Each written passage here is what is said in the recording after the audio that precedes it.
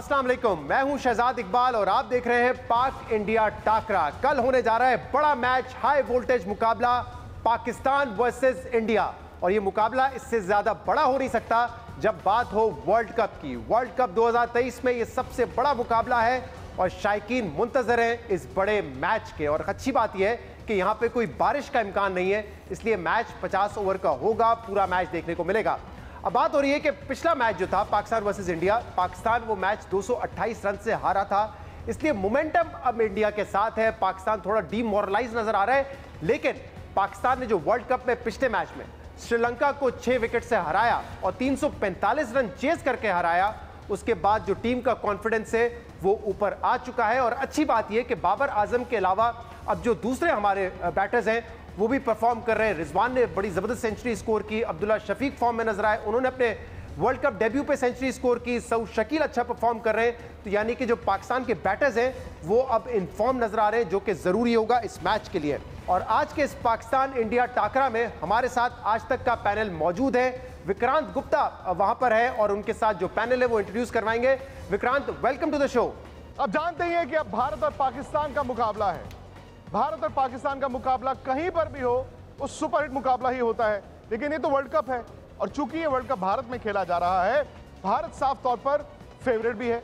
पाकिस्तान भी 2 मैच जीत कर आया है, भारत भी 2 मैच जीत कर आया है। लेकिन आज हम आपको ये स्पेशल शो में, जिसे आज तक और जियो न्यूज एक साथ हर बार करते हैं, जिसे टाकरा भी कहा जाता है, वर्ल्ड चैंपियंस जो मेरे साथ बैठे हैं उनसे एक एक का तारुफ कराता हूं। उसके बाद सीधा आप लोग लेकर चलेंगे जियो स्टूडियो, वहां पर भी खास मेहमान हमारे साथ है। तो पहले तो स्वागत कीजिए वर्ल्ड चैंपियन सुनील गावस्कर साहब का, फिर आप स्वागत कीजिए वर्ल्ड चैंपियन सुरेश रैना साहब का, और वर्ल्ड चैंपियन मदन लाल भी है। लेकिन मैं आपको सीधा लेकर चलता हूं जियो न्यूज, जहां पर शहजाद भाई के साथ वर्ल्ड चैंपियंस है। बहुत शुक्रिया विक्रांत गुप्ता, आपने इंट्रोड्यूस किया अपना पैनल। और जैसे एक रिवायत रही है कि जो भी बड़ा मुकाबला होता है, Pakistan versus India, world cup हो, एशिया कप हो, उससे पहले हम ये ट्रांसमिशन करते हैं। आपके साथ बड़ा एक्सक्लूसिव पैनल मौजूद है। हमारे साथ भी star fast bowler Mohammad Amir हैं, इमाद वसीम हमारे साथ हैं और इसके अलावा अब्दुल रजाक। ये तीनों हमारे मेहमान हैं। 2 मयानाज ऑलराउंडर हैं, एक ज़बरदस्त बॉलर है, इंडिया के सामने बड़ा अच्छा परफॉर्म किया है। तो आई एम श्योर जो इनका एक्सपीरियंस रहा है इन बिग गेम्स का, उससे बड़ा फ़ायदा होगा जो बातचीत हम करेंगे। यानी बहुत स्वागत आप सबका। और चूंकि हम मेहमान नवाजी के लिए जाने जाते हैं, तो मैं चाहता हूं पहला सवाल शहजाद भाई आप कीजिए। बहुत शुक्रिया विक्रांत। और ये आपने बड़ा अच्छा जिक्र किया मेहमान नवाजी का, क्योंकि हम देख रहे हैं पाकिस्तान टीम को बड़ा जबरदस्त वेलकम मिला है हैदराबाद में। अब जब टीम अहमदाबाद पहुंची है तो वहां पे भी जो फैंस हैं सेल्फीज ले रहे हैं, उनको वेलकम कर रहे हैं। तो बड़ा अच्छा लगा ये देख के कि जिस तरीके से इंडियंस ने मेहमान नवाजी की है पाकिस्तानी प्लेयर्स की। और मेरे ख्याल से वो देखना चाहते थे कि पाकिस्तान, उनको वैसे तो उन्होंने देखा हुआ है टीवी पे खेलते हुए, लेकिन अपने सामने वो देखना चाहते थे और वो उनको मौका मिला है। तो थैंक यू वेरी मच जो मेहमान नवाजी हमारे प्लेयर्स की वहाँ पे हुई है। आगाज़ करूँगा, मैं चाहूँगा मोहम्मद आमिर से ज़रा पहले सवाल करें कि बड़ा मुकाबला है आमिर, और आपने तो चैंपियंस ट्रॉफी का फाइनल भी खेला इंडिया के साथ, हाई प्रेशर मैच होता है। अब यहाँ पे इस गेम को आप कैसे देखते हैं, क्योंकि जो लास्ट मैच था अगेंस्ट इंडिया एशिया कप में पाकिस्तान 228 रन से हारा था, बहुत बड़ी शिकस्त थी पाकिस्तान के लिए। आपको लगता है साइकोलॉजिकल एडवांटेज होगा इंडिया के पास इस गेम में, या जिस तरीके से पाकिस्तान ने पिछले मैच में श्रीलंका के अगेंस्ट परफॉर्म किया है, 345 बड़े आसानी से चेज किए हैं, उसके बाद आपको लगता है कि वो जो साइकोलॉजिकल एडवांटेज था वो अब खत्म हो जाएगा? देखिए शहजाद भाई, एक तो क्रिकेट का तो ऑन द डे, आप एज अ क्रिकेटर में बात करूँ तो ऑन द डे आपको पता चलता है, लेकिन यस मेंटली और टेक्निकली मुझे जो लगता है इंडिया को एडवांटेज है, बिल्कुल है।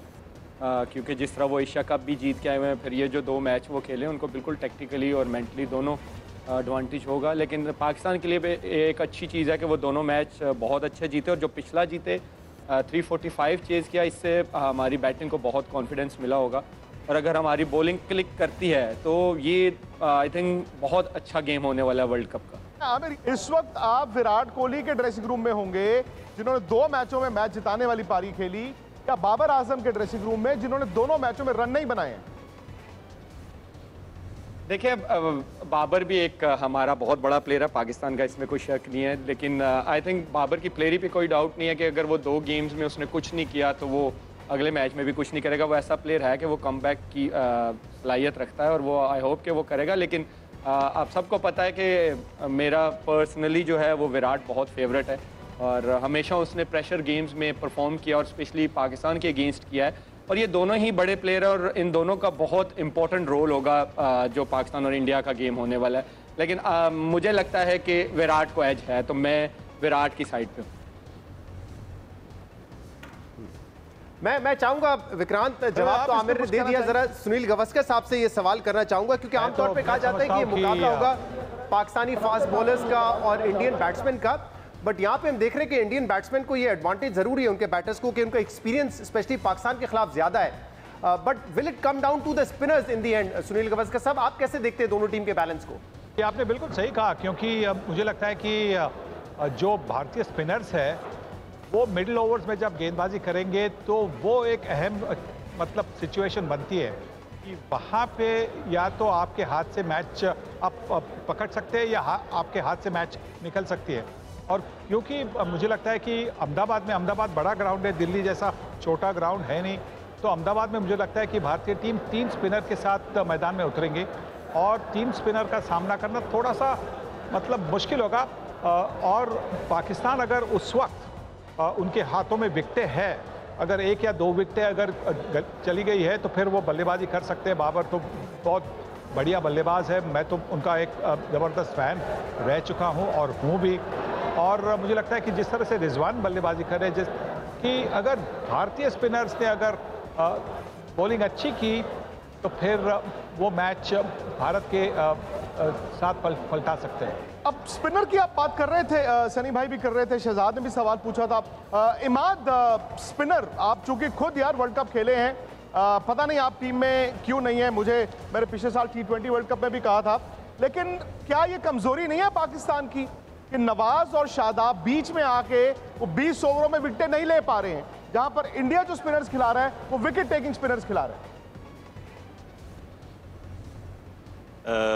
यही सबसे बड़ा डिफरेंस है अभी तक इंडिया की जीत में, क्योंकि इंडिया ने क्लिनिकल जीते हैं। I think fast bowling, spinners और बैट्समैन सब क्लिक कर रहे हैं, और पाकिस्तान जो है वो क्लिनिकल नहीं जीत रहा, वो 1-2 इंडिविजुअल पे जीत रहा है। मुझे लगता है कि स्पिनर्स बहुत बड़ा डिफरेंस होंगे गोइंग इनटू द मैच, क्योंकि जिस तरह इंडियन स्पिनर्स बॉलिंग कर रहे हैं, जो उनको रोल मिला है और जो एक्सट्रैक्ट कर रहे हैं विकेट से, वो बहुत ज़बरदस्त बॉलिंग कर रहे हैं। और पाकिस्तानी स्पिनर्स, मुझे जो फील होता है, वो थोड़ी सी लूज बॉलिंग कर रहे हैं। आई थिंक अच्छे बैट्समैनों के खिलाफ आपको लूज बॉलिंग नहीं करनी चाहिए, विकेट असेस करके और उस हिसाब से बॉल करें। समटाइम्स आपको वेरिएशन से गेंद करनी पड़ती है अच्छी विकेट पे। तो यही डिफरेंस है बहुत बड़ा कि मिडिल ओवर्स में विकेट नहीं मिल रहे, और जब बैट्समैन सेट होते हैं, स्पेशली 5 फील्डर अंदर होते हैं, तो बहुत मुश्किल होती है। अगर आप अच्छी बॉलिंग ना करें तो ईजीली आप 7-8 रन एन ओवर कंसीड कर सकते हैं। और आजकल के जो बल्लेबाज हैं वो एंड वाले ओवर्स को फिर कैश इन कर लेते हैं अगर वो 60s, 70s या 80s पे खेल रहे हो। So that is the biggest difference so far in Pakistan and India. और मैं चाहूंगा विक्रांत, जरा सुरेश रायना भी अब आपके साथ आ गए, उनसे ये सवाल करें, क्योंकि वनडे में जो चेंजेस की गई हैं उससे ये जो 10th से 40th ओवर का गेम है वो बड़ा इंपॉर्टेंट है, क्योंकि उसमें सिर्फ 4 फील्डर दायरे से बाहर होते हैं, तो वहां पे बैट्समैन के पास चांस होता है स्कोर करने का, और इसीलिए जो क्रूशल विकेट टेकिंग बॉलर्स होते हैं उनका बड़ा रोल हो जाता है। और यहाँ पे हम देख रहे हैं कि शादाब का एवरेज इस वर्ल्ड कप में, एशिया कप में थोड़ा सा अंडर परफॉर्म किया उन्होंने। नवाज ने विकेट्स नहीं लिए, लेकिन दूसरी तरफ जडेजा हो, कुलदीप यादव हो, और जैसे सनी भाई कह रहे हैं कि अश्विन भी खेलेंगे, तो फिर जो इम्पैक्ट है मिडिल ओवर्स में वो काफ़ी क्रिएट कर सकता है। सुरेश राणा साहब, आप कैसे देखते हैं इसको? बिल्कुल, जैसे सनी भाई ने बोला, स्पिनर का बड़ा इंपॉर्टेंट रोल होगा, और जैसे इमाद वसीम भी वही बात कर रहे हैं, क्योंकि कुलदीप यादव जो है वो काफ़ी क्रूशल ओवर्स डालते हैं बीच में। उसके बाद आप देखेंगे जिस तरीके से रोहित शर्मा जड्डू को यूज़ करते हैं, और अहमदाबाद के विकेट में ना काफ़ी मैचेस खेले हुए हैं हमारे स्पिनर्स, और वहाँ का जो स्क्वायर ऑफ द बाउंड्री है काफ़ी छोटा है वो। तो जैसे आपने बोला जो लेग स्पिनर आपके हैं वो थोड़ा सा छोटा बॉल डाल रहे हैं वो, तो इसलिए काफ़ी देखेंगे जो थर्ड मैन और पॉइंट के बीच में काफ़ी सारे चौके उधर खा रहे हैं, तो थोड़ा स्लो डालना पड़ेगा। जिस तरीके से आप देखेंगे हर टीम में एक चाइना मैन है, आज भी देखिए साउथ अफ्रीका में तबरेज शमशी खेल रहे हैं, उसके बाद आप देखिए कुलदीप यादव बहुत अच्छा कर रहे हैं। तो सबसे अच्छी बात है कि मिडिल ओवर्स में जैसे आपने बोला कि 4 फील्डर बाहर रहते हैं, तो बैट्समैन के पास अपॉर्चुनिटी रहती है कि कभी भी वो गियर चेंज कर सकता है। तो बॉलर पे ज़्यादा प्रेशर है, क्योंकि 2 नया बॉल है, और अहमदाबाद में जब मैच स्टार्ट होगा तो टॉस बड़ा वाइटल होगा कि थोड़ा शाम को ड्यू गिरता है, विकेट पे भी थोड़ा थोड़ा ड्यू आता है, तो उतना स्पिन होने को नहीं मिलेगा।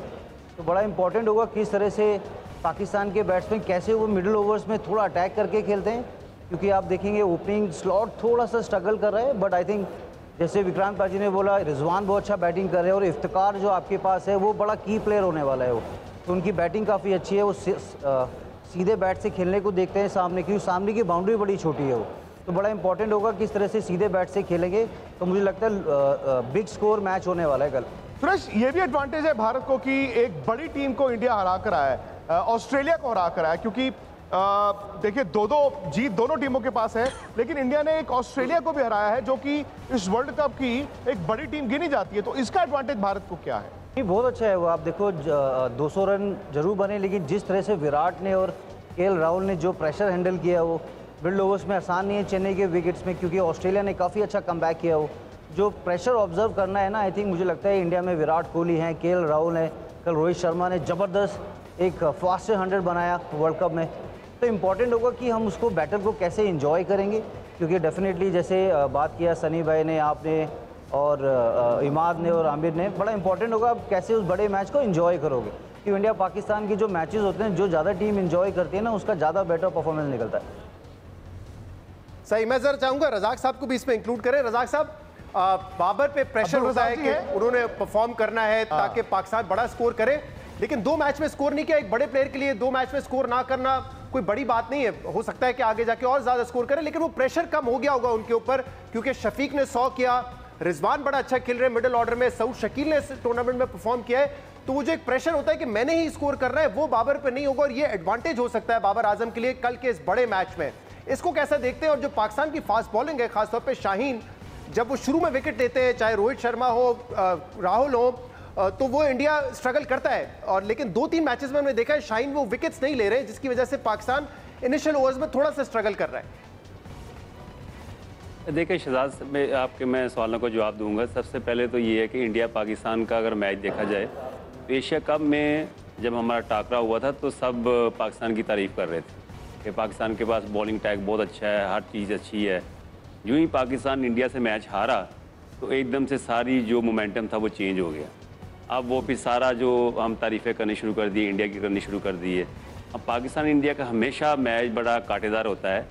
हाँ, ऑन दी डे जो टीम जीतती है सारा मोमेंटम उसकी तरफ चला जाता है। अगर इसको हम ये नहीं कह सकते कि जब इंडिया मैच जीत के आ रहा है, पाकिस्तान मैच जीत के आ रहा है तो ये इनको ये एज होगा, ये ऐसा नहीं है।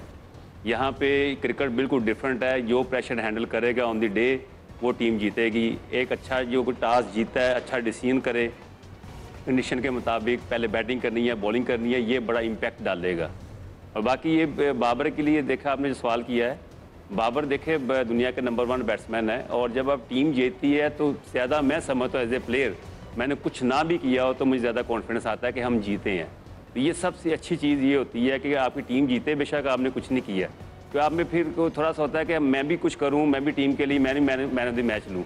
तो ये चीज़ें चलती रहती हैं। शाहीन का जो आपने बात की है, शाहीन देखे हमारे नंबर 1 बॉलर है, पूरे वर्ल्ड के नंबर 1 बॉलर हैं, T20 के भी, वनडे के भी, टेस्ट के भी। तो उनकी विकेट्स लेना बहुत ज़रूरी है पाकिस्तान के लिए। जब बॉलर्स विकेट्स नहीं लेते तब प्रॉब्लम होती है, जब बैट्समैन रन नहीं करते तब टीम में प्रॉब्लम आती है। तो हमारा टाकरा का यही मकसद है कि अब इंडिया का एज ज़्यादा है, क्योंकि इंडिया एशिया का भी जीता हुआ है, मोमेंटम बना हुआ है, सारे बैट्समैन उनको इन्फॉर्म्स हैं, और स्पिनर बड़े अच्छे हैं पाकिस्तान से। पाकिस्तान के भी स्पिनर परफॉर्म कर सकते हैं। शादाब भी विकेट ले सकता है, नवाज भी विकेट ले सकता है। जी विक्रांत, मोमेंटम जो है, बड़ी अच्छी बात आपने हर चीज में कही कि हो सकता है। तो हो सकता है का मतलब यही है कि आप उम्मीद कर रहे हैं। मैं अगर आमिर से एक सवाल करना चाहूं, क्योंकि आपने शाहीन अफरीदी की बात की, नो डाउट शाहीन शाह अफरीदी, वो कैंडी वाले मैच, लेकिन उसके बाद से आमिर हुआ क्या? यहाँ पर तो मैंने 2 वर्ल्ड कप के मैचों में भी देखा, समहाउ आप शाहीन शाह अफरीदी की बॉडी लैंग्वेज देखें तो ऐसा लगता है कि एक बर्डन है। नसीम शाह जैसे ही बाहर हुए ऐसा लगा कि शाहीन शाह अफरीदी की ताकत आधी कम हो गई है। देखें विक्रांत भाई, ये आपने बड़ी अच्छी बात की, क्योंकि नसीम का तो बहुत बड़ा लॉस है हमें, क्योंकि एक जो बॉलिंग भी होती है ना, जैसे कहते हैं ना बैटिंग पार्टनरशिप में होती है, ऐसे बॉलिंग भी पार्टनरशिप में होती है। तो वो बिल्कुल शाहीन को उसका तो लॉस हुआ है कि नसीम दूसरे एंड से प्रेशर बिल्ड करता था और शाहीन जो है वो अपना फुल चांस ले सकता था, फुल यॉर्कर्स और इन स्विंग। लेकिन जहाँ तक आपने शाहीन की बात की, कई दफ़ा ऐसा बॉलर ये भी होता है कि आपको अर्ली ऑन विकेट्स ना मिले। शाहीन ऐसा बॉलर है कि वो बॉल 1 से यही सोच रहा था कि मैंने विकेट लेनी है, तो कई दफ़ा जब विकेट्स ना मिल रही हो तो आप थोड़ा सा ना बैकफुट पे चले जाते हो। लेकिन आई थिंक शाहीन के लिए यही होगा कि वो अपना माइंड सेट रखे कि मैंने पहले 2-3 ओवरों में विकेट लेनी है, क्योंकि वो विकेट नहीं लेगा। मैं हमेशा ये बिलीव करता हूँ कि एज अ पाकिस्तानी जब आप इंडिया के अगेंस्ट खेल रहे होते हो तो अगर आप रोहित को ऊपर से जल्दी आउट नहीं करेंगे तो रोहित एक ऐसा प्लेयर है कि जब वो 15-20 बॉलें फेस कर लेता है उसके बाद वो अपनी मर्जी से आउट होता है। तो आई थिंक शाहीन को ये चीज़ें, अब देखिए हम वर्ल्ड कप में चले गए, अब नसीम नहीं गए, तो आपका अपना माइंड सेट ये होना चाहिए कि मेरा रोल क्या है। तो as a new ball bowler Shaheen का माइंड सेट एक ही होना चाहिए कि इंडिया के ऊपर से जो 2 विकेटें हैं अर्ली ऑन आप आउट करते हो। आई स्टिल बिलीव कि अभी भी जब चैंपियन ट्रॉफी में भी मेरा माइंड सेट यही था कि शेखर और रोहित और कोहली को अगर हम आउट करते हैं तो आधी इंडियन टीम प्रेशर में जाएगी। अभी भी यही है कि राहुल, विराट और रोहित को जल्दी आउट करते हैं तो आप गेम में अहेड हो गए। जी रायना, जैसे आमिर भाई बोल रहे हैं कि बड़ा इंपॉर्टेंट होगा कि 1 घंटा बैटिंग करने के बाद अभी रिकवरी बहुत अच्छी हुई है, और जिस तरह से एशिया कप में रोहित और गिल ने जो पार्टनरशिप करी थी, आमिर ने बहुत अच्छा बोला कि जिस तरीके से शहनशाह अफरीदी हमेशा विकेट टेकिंग ऑप्शन सेलेक्ट करते हैं, लेकिन हाल ही में आप देखेंगे कि राउंड द विकेट से भी ना फुलर गेंदबाजी कर रहे हैं वो। अगर राइटी होगा तो क्योंकि जब वो ओवर द विकेट आते हैं तो उनके ऑप्शन ज़्यादा बढ़ जाते हैं। जैसे हमने आमिर की भी गेंदबाजी देखी 2017 में, मुझे याद है 2009 में बड़ी अच्छी इन्होंने स्पेल डाला था इंडिया के अगेंस्ट जोबर्ग में अपना सेंचुरियन में। तो मुझे लगता है कि जब थोड़ा सा अटैक होता है शहनशाह अफरीदी पे जो रोहित ने अपनाया एशिया कप में, तो मुझे लगता है बड़ा इंपॉर्टेंट होगा वो स्पेल, क्योंकि जो पाकिस्तान की सीम और जो स्विंग गेंदबाजी है ना, वो मुझे लगता है इंडिया से बेटर है, क्योंकि उनके पास जो स्विंग से ज़्यादा जो स्विंग कराने को देखते हैं अपना, उनका टप्पा अच्छा है। क्योंकि हमारे पास बुमराह एक ऐसा बॉलर है जो थोड़ा सा ऊपर अलग तरीके की गेंदबाजी करेगा, सिराज का एंगल बहुत अच्छा आता है। तो कल मुझे लगता है स्विंग और पेस की जो जुगलबंदी होने वाली है दोनों टीम से, वो बड़ी जबरदस्त होगी। पाक इंडिया टाकरा में बातों का सिलसिला जारी रहेगा। एक ब्रेक लेंगे और इसके बाद आपके सामने हाजिर होंगे, हमारे साथ रहिएगा।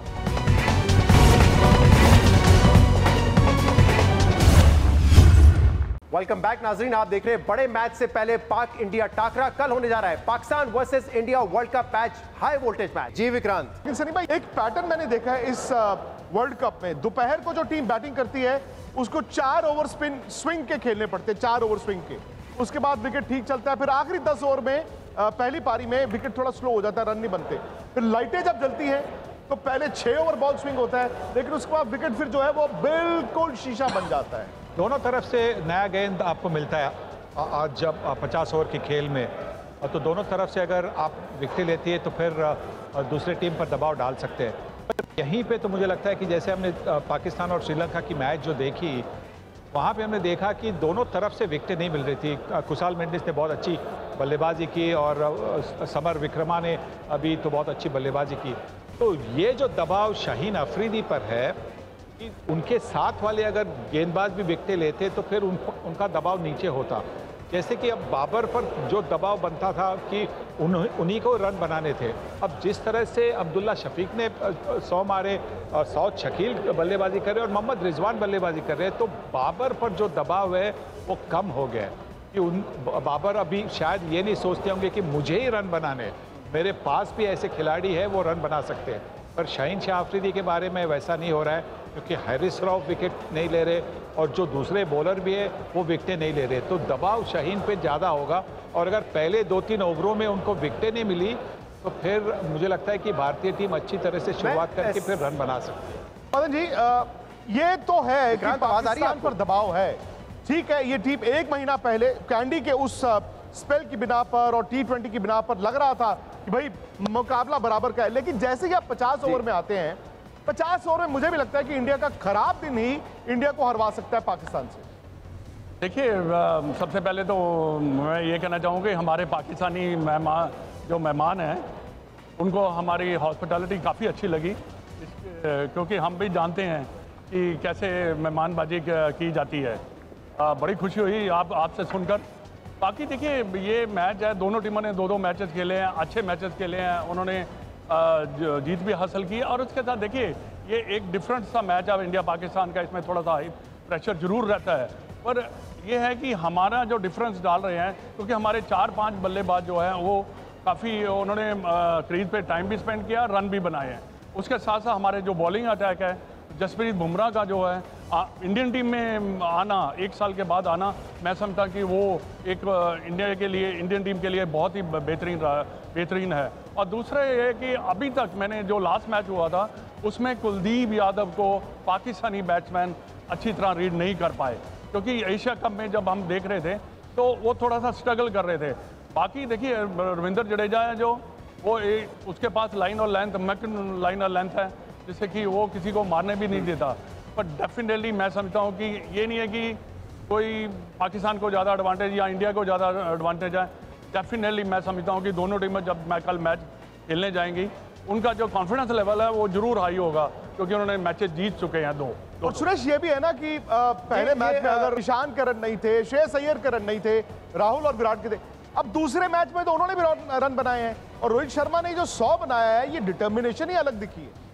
जी बिल्कुल, और जिस तरह से पार्टनरशिप रोहित और ईशान का, मैं बोलूँगा ईशान भी फॉर्म में है, तो रोहित शर्मा तो अलग ही है। आप देखिए वर्ल्ड कप में सबसे ज़्यादा शतक बनाने वाले प्लेयर, सबसे ज़्यादा छक्के लगाने वाले प्लेयर, और जिस अंदाज में वो खेले हैं वो डोमिनेट किया प्रॉपर, अच्छे वो शॉट्स खेले, जिस तरह से आके थोड़ा ड्राइव जो खेल रहे थे कवर्स में, ऐसा लग रहा था बहुत टाइम है उनके पास। ईशान ने उनका बखूबी साथ निभाया। उसका जो विराट कोहली आके जो एक अपना मिडिल ओवर्स में जो एक कैमियो खेला ना वो, और श्रेयस अय्यर ने जो छक्का लगाया सामने वो, तो मुझे लगता है 1 से लेके 8 तक जो इंडिया की जो बल्लेबाजी है ना, फुल ऑफ फॉर्म है। ये 350 श्रीलंका वो ज़बरदस्त थे। रिजवान ने जो बैटिंग की या अब्दुल्ला शफीक ने बैटिंग की, पर हकीकत ये है कि रन भी तो खा रहे हैं। उनकी दैट मीन्स गेंदबाजी जो उनकी ताकत है वो नहीं चल पा रही पाकिस्तान। क्योंकि 350 रन चेस करना आसान नहीं बनता, बिल्कुल आसान नहीं बनता।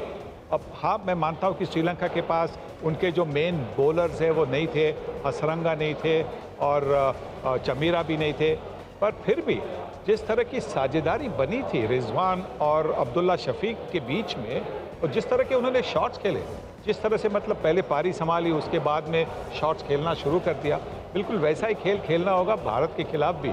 और मैं समझता हूँ कि दोनों टीमें एक ऐसी टीम है इतना टेंशन भी होगा कि कोई भी टीम, मुझे लगता है कि 260-280 करेगी तो दूसरी टीम को वो चेस करने के लिए टेंशन बहुत होगा। अच्छी शुरुआत करनी ज़रूरी होगी अगर 280 भी पार करने हैं तो।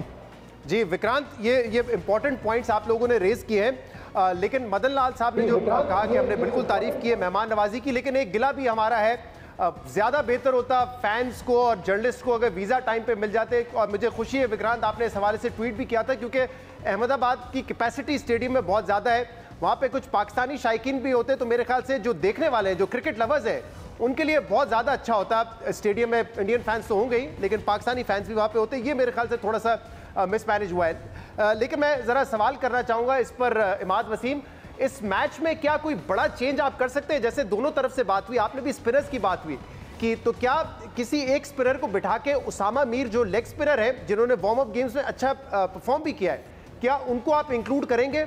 और फ़खर जमान जिनको पिछले मैच में ड्रॉप किया, लेकिन क्या इस बड़े मैच में उनकी वापसी हो सकती है इमामुल हक की जगह, क्योंकि एक इम्पैक्ट प्लेयर है, इंडिया के सामने बड़े मैचेस में उन्होंने परफॉर्म किया है। क्या ये चेंजेस के साथ जाएगा पाकिस्तान, या जो टीम जीती है श्रीलंका के साथ उसी के साथ आप जाना पसंद करेंगे? फ़खर जमान बहुत इंपॉर्टेंट प्लेयर है, मेरे को लगता है कि फ़खर जमान को खिलाना चाहिए, क्योंकि उन्होंने रन बनाए हुए हैं, और वो मेरे वजह, और दूसरी बात यह है कि वो फील्डिंग में भी काफ़ी अच्छे हैं। और देखिए मेरे को लगता नहीं एक आधी चेंज जरूर होगी, क्योंकि हमारी टीम में भी हो सकता है कि एक आधी चेंज जरूर हो। पर देखिए पाकिस्तान के जो बल्लेबाज हैं, उन्होंने जो पीछे रन बनाए हैं, रिजवान ने रन बनाए, अब्दुल्ला ने रन बनाए, सौद ने रन बनाए हुए हैं, तो ये एक मैं समझता हूँ कि पाकिस्तान के लिए अच्छा हुआ कि उनके बल्लेबाज जो बड़ा बॉलर होता है हमेशा अपने जब अच्छा मैच आता है उसमें हमेशा अपनी बेस्ट देता है। जी मैं अच्छी विकेट होगी, बाकी क्राउड देखिए फुल हाउस होगा, और इसमें पाकिस्तान की टीम को भी मजा आएगा। मदन लाल जी चुप कर जाओ। जी इमाद पहले आप जवाब दे दीजिए, फिर रज़ाक साहब आप जवाब दीजिएगा। बिल्कुल, आई थिंक फ़खर जमान का खेलना बहुत मुझे लगता है कि इम्पोर्टेंट होगा, क्योंकि जो इंडिया के खिलाफ उसने बारी की हुई है और जिस तरह वो स्पिन को खेलता है, डोमिनेट करता है, स्वीप्स, लॉन्ग स्वीप्स मारता है, वो बहुत ज़रूरी है। और मैं पाकिस्तान की बैटिंग के लिए एक बात कहूँगा कि अगर मैच जीतना है या चेस करना है बड़ा टारगेट, तो गेम से अहेड हो पहले 10 ओवर में, क्योंकि जब कुलदीप और जडेजा आएँ तो उसको आप आराम से टैकल कर सकें। और दूसरा, जहाँ तक बॉलिंग की बात की है आपने, मैं ये समझता हूँ कि नवाज़ और शादाब को ही खेलना चाहिए, क्योंकि ये लोग बड़े मैच खेल चुके हैं पहले और इनको बिल्कुल रिलैक्स होकर बॉलिंग करनी चाहिए, इनको कोई टेंशन नहीं लेनी चाहिए। हाँ, थोड़ी सी मैं ये समझता हूँ कि बाबर की जो कैप्टनसी है, मैं उसमें बात करूँगा कि अगर लेट सपोज बैट्समैन सेट हो जाता है तो आप हटा के अपने फास्ट बॉलर ला सकते हैं। आप रिदम उनको ना दें इंडियन बैट्समैन को, स्पेशली रोहित शर्मा को, क्योंकि हमने ये देखा है रोहित शर्मा बहुत ज़बरदस्त प्लेयर है, लेकिन दो जगह वो, मुझे लगता है कि दो जगह वो थोड़ा सा फंसते हैं। एक, नया बॉल जब अंदर आता है, और दूसरा, जब वो सेट होते हैं तो स्लो बॉल जब उसको फास्ट बॉलर करता है तो अक्सर हमने देखा है कि वो ऊपर खड़ी कर देते हैं। सो आई थिंक हारिस रऊफ का जब वो सेट हो जाए तो हारिस रऊफ को ज़्यादा बॉलिंग करनी चाहिए रोहित के खिलाफ। प्रोग्राम में एक ब्रेक शामिल करेंगे, इसके बाद हमारी डिस्कशन इंडियन पैनल के साथ जारी रहेगी।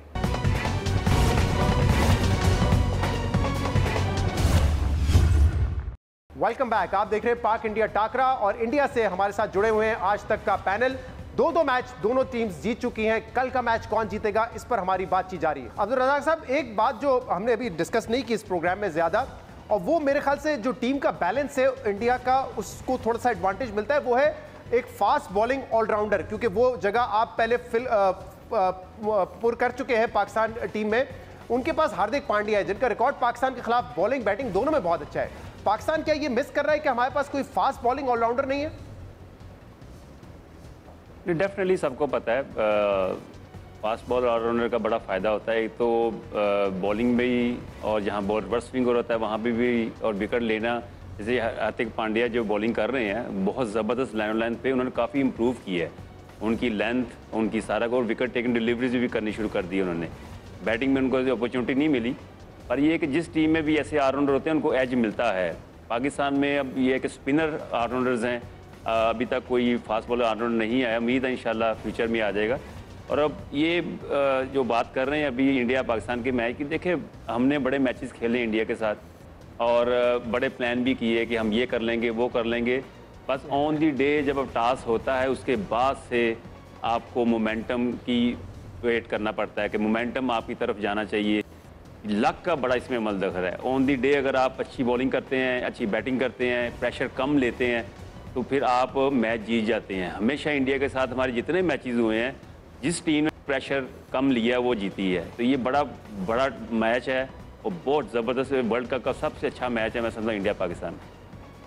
हाँ, मैं चाहूंगा इस पे विक्रांत अगर मुझे इजाजत दे, मैं सनी भाई से बात करना चाहूंगा क्योंकि उन्होंने वो अच्छे ऑलराउंडर थे। खेली। नहीं, सुरेश ज्यादा सीधा बोल रहे थे। सुरेश कुछ कह रहे थे, सुरेश उस पर कुछ कह रहे थे। कि जैसे रजी भाई ने बोला, रजी भाई जब खेलते थे, रजी भाई खुद अच्छे ऑलराउंडर थे। जब हम एशिया कप खेलने आए थे 2005-06 में भी सीरीज देखा, अजहर महमूद एक अच्छे ऑलराउंडर थे। तो थोड़े दिनों के बाद जब थोड़े साल बीते तो जैसे इमाद अच्छे ऑलराउंडर थे, नवाज अभी अच्छा कर रहे, तो उसके बाद ना पाकिस्तान के पास कोई फास्ट बॉलर ऑलराउंडर आया नहीं। जो ऑस्ट्रेलिया में देखा गया, श्रीलंका में देखा गया, इंडिया में अभी हार्दिक पांड्या हैं, उससे पहले देखिए शार्दुल ठाकुर भी टीम में है। तो मुझे लगता है रजी भाई, अजहर भाई जब थे दोनों, फिर शाहिद अफरीदी भी थे, तो वो थोड़ा सा ना फिर जब 6 बॉलर खेलते हैं तो स्पिन ऑलराउंडर काफ़ी आए हैं, लेकिन फास्ट बॉलर ऑलराउंडर आए नहीं उसके बाद। तो क्योंकि रजी भाई जब खेलते थे, मुझे याद है जब 280 होता था 245 ओवर में 330, 340, अजहर महमूद भी अच्छा खेलते थे। तो मुझे लगता है वो जो बैटिंग ऑलराउंडर पाकिस्तान में जो फास्ट बॉलर के साथ ना काफ़ी कम रहे, वो आए नहीं उसके बाद रजी भाई। जी बिल्कुल सही कह रहे हैं। ये बैलेंस, टीम का बैलेंस जो है बनाने के लिए फास्ट बॉलिंग ऑलराउंडर बड़े इंपॉर्टेंट होते हैं। सनी भाई, ये जो बात अभी रजाक साहब ने की मोमेंटम की, कि टॉस जीतने के बाद आप बड़ा प्लान कर ले, लेकिन जिस टीम ने मोमेंटम पहले गेन कर लिया उसको बड़ा एडवांटेज होता है। और जितने पाकिस्तान इंडिया के मुकाबले मैंने देखे, बहुत कम ऐसा नजर आता है कि एक टीम अच्छा खेल रही हो, दूसरी टीम कम बैक कर रही हो, कम बैक करे। नॉर्मली ये होता है जिसने अच्छा स्टार्ट ले लिया फिर वो पूरा गेम ले जाते हैं। चाहे चैंपियंस ट्रॉफी का फाइनल आप देख लें, एशिया कप के मैचेस देख लें, तो ये बड़ा इंपॉर्टेंट है कि स्टार्ट आप कैसे करते हैं। कम बैक का चांस बड़े गेम में लगता है कम होता है बहुत। ये बिल्कुल सही। देखिए, हम T20 में हमेशा कहते हैं ना कि जो पावर प्ले जीतते हैं, जो टीम पावर प्ले जीतती है, पहले 6 ओवर की जो पावर प्ले होती है, वो टीम हमेशा जाकर मैच जीतती है। मतलब दोनों तरफ के जो पावर प्ले होते हैं, तो बिल्कुल 50 ओवर्स के गेम में थोड़ा सा मौका मिलता है, क्योंकि और आपको 30 ओवर मिलते हैं, T20 में 20 ओवर होते हैं। पर जो टीम पहले 10 ओवर में अच्छी शुरुआत करती है या बॉलिंग में या बल्लेबाजी में, तो उनके लिए एडवांटेज बनता है, क्योंकि वो एक मोमेंटम बनता है। जैसे कि अब्दुल रज़ाक साहब ने कहा, जो मोमेंटम होता है ना, वो मोमेंटम जब आपके पास होता है तो उसको रोकना, दूसरी टीम को रोकना मुश्किल बनता है। अच्छा, आमिर से मेरा सवाल है, आमिर अगेन 1 महीना पहले पाकिस्तान की टीम बड़ी जबरदस्त दिख रही थी, हमें भी दिख रही थी। फिर मैं भी गया वहां पे श्रीलंका, जो कोलंबो का मैच हुआ उसने सब कुछ बदल दिया। मैंने आपके बहुत बयान पढ़े, मैंने आपके इंटरव्यू सुने, और जब आप सच बोलते हैं तो बड़ा तनकीद आपको भी उसका सामना करना पड़ता है। आप मुझे बताएं कि क्या वाकई में वो जो खबरें आई कि ड्रेसिंग रूम में ये हो गया वो हो गया, या सिर्फ एक नसीम शाह, सिर्फ एक खिलाड़ी के बाहर होने से क्या टीम इतना गिर सकती है कि वो अपना कॉन्फिडेंस खो दे? देखिए, ये इस लेवल पे होना नहीं चाहिए कर रहे हैं आमिर साहब, आपको थोड़ा सा ना नहीं, इस लेवल पे होना नहीं चाहिए, क्योंकि जो इंटरनेशनल टीम में आ जाता है वो इतने, वो क्या कहते हैं ना कि अच्छा प्लेयर होता है तो वो टीम में आता है। तो दूसरा ये, जैसे आपने बात की, हम सारे बॉलिंग की बात करें, हमें बॉलिंग क्यों अच्छी लग रही थी, क्योंकि हम मोमेंटम की बात कर रहे हैं, हम इंडिया की बैटिंग की बात कर रहे हैं। मुझे जो लगता है एज अ बॉलर और इंडिया की कंडीशंस को देख के, इंडिया की कंडीशंस में उसी टीम को एज होता है जिसकी बॉलिंग इनफॉर्म होगी, क्योंकि इंडियन कंडीशंस में अगर अच्छी विकेट होगी रन्स होंगे, लेकिन जिसकी बॉलिंग इनफॉर्म होगी उसके चांसेस ज़्यादा होंगे जीतने के। और आप जैसे आपने बात की हमारी टीम क्यों अच्छी लग रही थी 1 महीना पहले, क्योंकि हमारे सारे बॉलर्स परफॉर्म कर रहे थे। इस टाइम हमारे बॉलर्स स्ट्रगल कर रहे हैं, इसलिए हमें थोड़ा सा लगता है कि हम बैक फुट पे हैं हमारी, क्योंकि मेरा जितना एक्सपीरियंस है इंडिया की कंडीशंस में, जब तक बॉलर्स परफॉर्म नहीं करेंगे, शायद बैट्समैन आपको 1 मैच जिता देगा 2, लेकिन आपके बॉलर्स आपको टूर्नामेंट जिताते हैं। तो हमारी बॉलिंग का परफॉर्म करना बहुत ज़रूरी है, और उसके लिए हमारे जितने भी, क्योंकि इंडिया को मैं क्यों कहता हूं कि एज है, क्योंकि India as a bowling unit perform कर रहा है, हम as a bowling unit perform नहीं कर रहे। किस किस्म की बॉलिंग करने की जरूरत है, क्योंकि हमने देखा पिछले मैच में भी हमने बड़ा लेट ऑफ कटर्स वगैरह डालना शुरू किए थे, और उसके बाद पाकिस्तान ने रन रोके, वरना शायद श्रीलंका और ज्यादा स्कोर कर लेता। तो आपको लगता है कि इन विकेट्स पे जरूरी है कि चेंज ऑफ पेस करें, कटर्स ज्यादा करवाएं?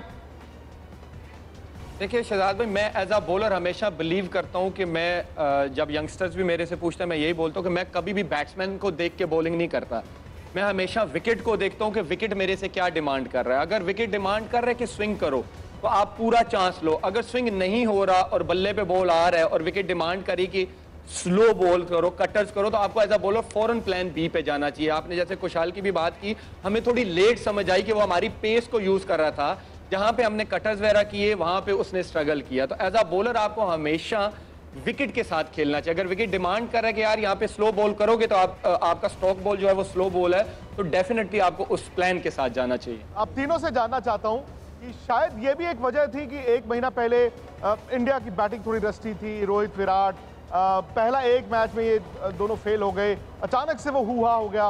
बट जो सवाल भारत की टीम में थे, फिल इन द ब्लैंक्स, ये बड़ा मिरेकल होता है कि वो सब सवालों का जवाब भारत को 2 दिन के मैच में मिला। मैं 1 दिन बोलने लगा था, 2 दिन के मैच में, वो 10 और 11 तारीख को जो कोलंबो में मैच हुआ। क्या आप इससे इत्तेफाक रखते?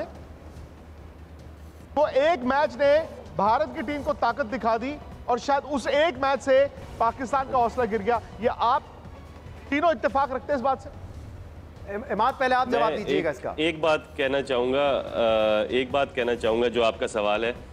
देखें, एक मैच लगता है आपको मोमेंटम वापस लाने के लिए, एक मैच लगता है आपका कॉन्फिडेंस डाउन होने के लिए। तो क्रिकेट ऐसी चीज़ है कि एक मैच लगेगा आपको अच्छा मैच खेलने के लिए और अच्छी बॉलिंग करने के लिए, तो आप सडनली यूर बैक, और एक बुरा दिन आपको लगेगा कि you're down. So I think जो अभी इंडिया के साथ अच्छी चीज़ हो रही है कि इंडिया की बैटिंग भी अच्छी जा रही है और बॉलिंग भी। पाकिस्तान की प्लस पॉइंट ये है कि बाबर आजम नहीं रन्स कर रहे, उसके अलावा सारे रन्स कर रहे हैं। So it's a very good thing कि बाबर जब रन्स करेगा तो कॉन्फिडेंस होगा सबको। सिर्फ पाकिस्तान की बॉलिंग का थोड़ा सा इशू है, अगर वो इंडिया के खिलाफ रेक्टिफाई हो जाए और वो अच्छी बॉलिंग कर लें तो कॉन्फिडेंस वापस आ जाएगा ऑन अ गिवन डे। जैसे रजाक भाई और सुरेश भाई ने बात की कि जब इंडिया के खिलाफ मैच होता है तो लक भी बहुत फैक्टर है और प्रेशर को हैंडल करना भी फैक्टर है। सो आई थिंक मैं ये समझता हूँ जो सीनियर प्लेयर है उनका बहुत अमल दखल होगा कि किस तरह इंडिया के खिलाफ खेलना, और इंडिया के भी सीनियर प्लेयर का यही होगा कि किस तरह पाकिस्तान के खिलाफ खेलना। आई थिंक उस दिन जो प्रेशर को हैंडल करता है वही ज़्यादातर कामयाब होता है। और दोनों टीमें मैं समझता हूँ कि 2-2 मैच जीती हैं और इन फॉर्म है टीम, क्योंकि आपको देखना चाहिए कि मैच जीती हैं कि हारी हैं। दोनों दोनों के 4-4 पॉइंट है और आई थिंक मुझे लगता है कि वर्ल्ड कप का सबसे अच्छा मैच होने जा रहा है 14th को। अच्छा, मैं विक्रांत इस पे कमेंट करना चाहूंगा और चाहूंगा इस पे सुरेश रायना और सनी भाई भी जवाब दें कि पाकिस्तान की टीम को एनालाइज करना ऑन द पास्ट परफॉर्मेंसेस बड़ा मुश्किल हो जाता है। अक्सर हम यहाँ बैठ के ये कहते हैं और मैंने देखा है कि इंटरनेशनली भी बहुत सारे कमेंटेटर्स ये कहते हैं पाकिस्तान को आप लॉजिक पे नहीं प्रिडिक्ट कर सकते कि वो कैसे परफॉर्म करेगा। वो एक एक्स फैक्टर है, शायद किसी दिन बहुत बुरा खेलें 228 रन से हार जाएं और शायद किसी दिन ये भी हो सकता है कि 118 पे इंडिया को हम ऑल आउट भी कर दें। तो मेरे ख्याल से पाकिस्तान को रीड करना, एनालाइज करना just on the past performances, even the recent performances, बड़ा मुश्किल हो जाता है। बड़ी अनप्रिडिक्टेबल टीम है हमारी। सुरेश, आप शुरू कीजिए, फिर सनी भाई। जी बिल्कुल, और सही बोला जिस तरह से ईमान ने अच्छी बात करी। जब भी इंडिया और पाकिस्तान का मैच होता है ना, फ्रेश स्टार्ट होता है वो, क्योंकि जितना प्रेशर पाकिस्तान पे होगा उससे ज़्यादा प्रेशर इंडिया पे होगा, क्योंकि वो होम ग्राउंड में खेल रहे हैं वो। और जो ज़्यादा उस इंजॉय करेगा प्रेशर, जो कामनेस रखेगा अपनी बॉडी लैंग्वेज में, प्रोसेस को ज़्यादा फॉलो करेगा, क्योंकि जो नरेंद्र मोदी स्टेडियम में जो मैच होगा उसमें 80-90 हज़ार से भी ज़्यादा लोग देख रहे होंगे। और टीवी में तो लोग, आपको पता है जब इंडिया पाकिस्तान का मैच होता है तो सब एकदम चिपक के देखते हैं उधर मैच वो। और जिस तरह से आपने बोला कि प्रेशर, ईमान ने बहुत अच्छी बात बोली कि अगर बाबर आजम फॉर्म में आएंगे, क्या वो 30 से 35 रन एक्स्ट्रा मिलेंगे बॉलर को डिफेंड करने के लिए? क्या वो अगर पहले बैटिंग करेंगे, टाइम स्पेंड करेंगे, ओपनर अच्छी फॉर्म में, शफीक अच्छी फॉर्म में, और जिस तरह से रिजवान बैटिंग कर रहे हैं, लैप शॉट भी अच्छा खेल रहे हैं, कवर्स पे अच्छा खेल रहे हैं, स्पिनर के अगेंस्ट बड़ी अच्छी बैटिंग करते हो, तो हमारे इंडियन स्पिनर के लिए भी बहुत बड़ा चैलेंज होगा। जिस तरीके से कुलदीप यादव गेंदबाजी करेंगे, अश्विन अगर खेलेंगे, क्योंकि पाकिस्तान के मिडिल ऑर्डर में काफ़ी लेफ्टी बैट्समैन है वो, तो मुझे लगता है कि सबसे इंपॉर्टेंट होगी नई बॉल से हम कितना अटैक करेंगे, क्योंकि विकेट ना काफ़ी फुल ऑफ रन्स है, बहुत सारा क्राउड होगा, बहुत सारा एक इन्जॉयमेंट होगा।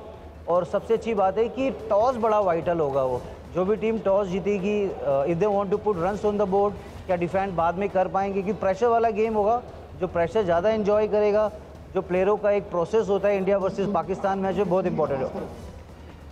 जी सनी भाई, एक तो ये पाकिस्तान टीम का एक्स फैक्टर जरा इसको भी एक्सप्लेन करेगा, क्योंकि आपने तो बड़े मैचेस खेले पाकिस्तान के अगेंस्ट, लेकिन साथ में मुझे ये बताइएगा 50 ओवर्स में अब हम देख रहे हैं कि ऐसा लगता है बहुत टाइम है, शायद T20 के बाद अब लगता है 50 ओवर एक लंबा गेम है and you need proper batsman, जो सऊद शकील, अब्दुल्ला शफीक ने दिखाया कि, और रोहित शर्मा उसकी बड़ी एग्जाम्पल है।